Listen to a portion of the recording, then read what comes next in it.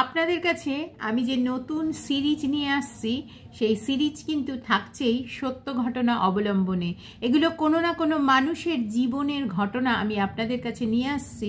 সেই ঘটনা আপনারা অবশ্যই যথাযথ কমেন্ট করবেন। নমস্কার, আমি পারমিতা, আপনারা দেখছেন পারমিতার পাকঘর। মাত্র 16 বছরের মাধবীলতা বিয়ে হয়ে এসেছে তার স্বামীর সাথে 3 মাস হলো কলকাতার রেল কোয়ার্টারে। সে গ্রামে থাকতো, গ্রাম্য পরিবেশ সে চেনে। এখন সে থাকে তার স্বামী এক ঘরে, তার সাথে সে নিজে, আর আরেক ঘরে থাকে তার জা ও ভাসুর। নানা এই কোয়ার্টার তার স্বামীর নয়, তার ভাসুরের। সেই ভাসুরের কোয়ার্টারে তারা এক ঘরে থাকে। এইভাবেই তাদের জীবন। কিন্তু মাধবী একেবারেই গ্রাম্য পরিবেশে বড় হয়েছে। সে শহুরে ইলেকট্রিকের ফ্যান খুব একটা সহ্য করতে পারে না।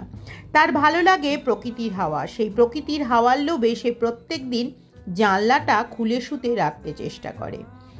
মাধবীর বর বলে, জানলাটা খুলো না, একতলার বাড়ি, এখন নকশাল পিরিয়ড চলছে, তুমি জানলা খুলছো? কেউ যদি এসে সুন্দরী বৌদি বলে হাতটা টেনে ধরে তখন কিন্তু আমি ঘুমন্ত থাকবো। মাধবী হেসে বলে, না না, আমি তো ভাইদের সঙ্গে চা খাই। সে কি, তুমি চা খাও কেন? ওদের সঙ্গে কথা বলবে না? না না, আমি তো কথা বলি। ওরা জানলা ঠকঠক করলে আমি ওদেরকে চা করে দিই। আমি ভেতরে থাকি, ওরা বাইরে থাকে। মাধবীর বর বলল, মনে মনে এভাবে ওকে বোঝানো যাবে না। আর কিছু না বলে বলল, ঠিক আছে, সাবধানে সও। এরকমই প্রতিদিনের মতো আজকেও মাধবী জানলাটা খোলে। জানলাটা যেই খোলে কয়েক সেকেন্ডের মধ্যে মাধবী চিৎকার করে ওঠে, ও মা গো বলে জ্ঞান হারিয়ে ফেলে। তিন দিন পরে তার জ্ঞান ফেরে যখন, তখন সে দেখে তার সমস্ত শরীরের চারপাশে বিভিন্ন ছুঁচ ফোটানো, সেলাইন লাগানো, এবং সে শুয়ে আছে সেই বিছানায়। মাধবীর বর এসে তড়িঘড়ি জিজ্ঞাসা করে, কি হয়েছিল তোমার? তুমি এরকম জ্ঞান হারিয়েছিলে? তোমাকে তো ডাক্তার, আমি বলেছিলাম হাসপাতালে নিয়ে যেতে। ডাক্তারবাবু বলল, না না, ও একটু জ্ঞান হারিয়েছে, ও কিন্তু কোমায় যায়নি। আমরা তো অন্যরকম ভাবছিলাম।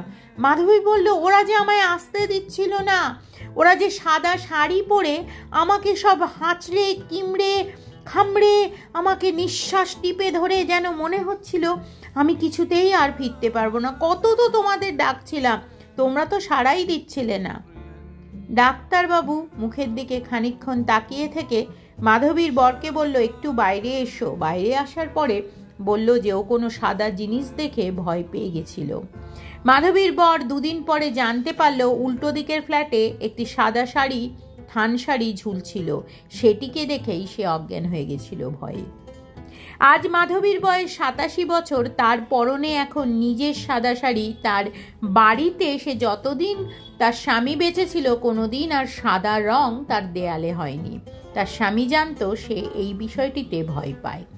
এইভাবে সে এখন থাকে কালের নিয়মে। একাকিত্ব সে পছন্দ করে না, একাকিত্বে সে থাকতে পারবে না বলে সে এখন থাকে কালের নিয়মে একটি বৃদ্ধাশ্রমে। সেখানে অনেকেই সাদা শাড়ি পরে।